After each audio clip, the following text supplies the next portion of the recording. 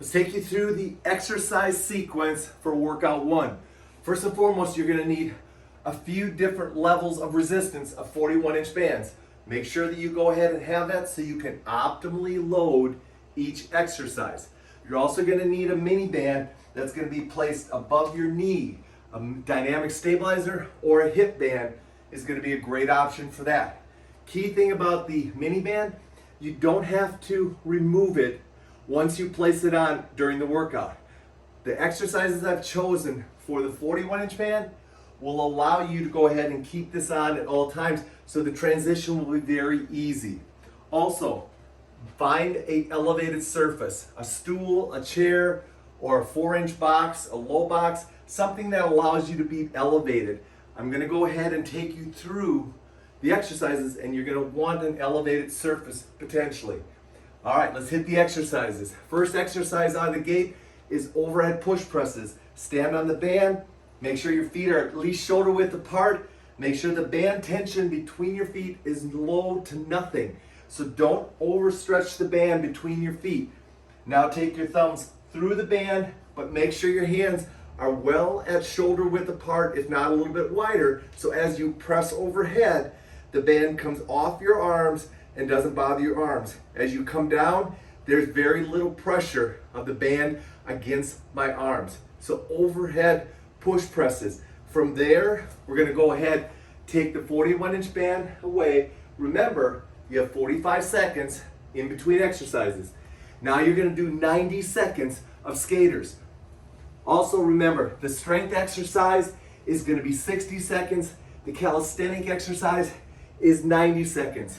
Hit your skaters and you're off to the next station. Next station will be front squats.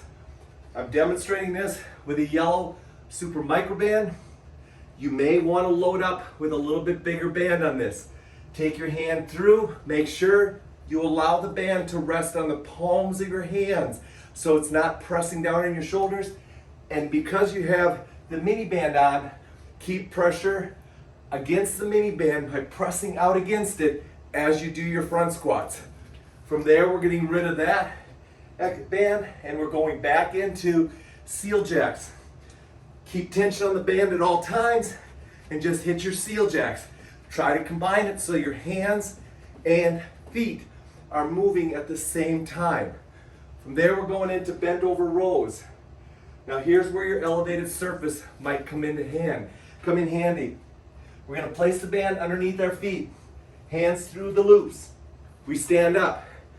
Normal bent over row, we position our low back in neutral and flat and do our bent over row. If that does not agree with you, you can go ahead, position yourself down and do a low row instead. So that's your strength component. From there, we're going right into step overs. So again, here, step it on over. Remember, you want to get that foot up over top. If you want to place something down to do your step over, great. Go ahead and place it down. Now we're into our final station, which is going to be straight leg deadlifts.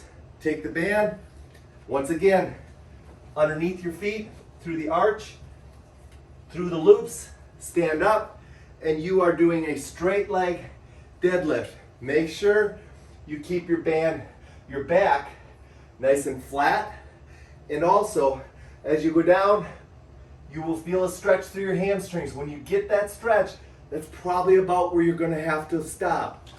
So keep in mind, low back has to stay flat with that. And then we're going to finish up with elevated plank jacks. Here's where your elevated surface comes in handy. Position yourself here, plank, and you're doing simple jacks for 90 seconds, and you're done. You want to cycle through that twice. So you're going to go through that sequence twice, combining up strength versus the calisthenic cardiovascular workout. Enjoy your workout.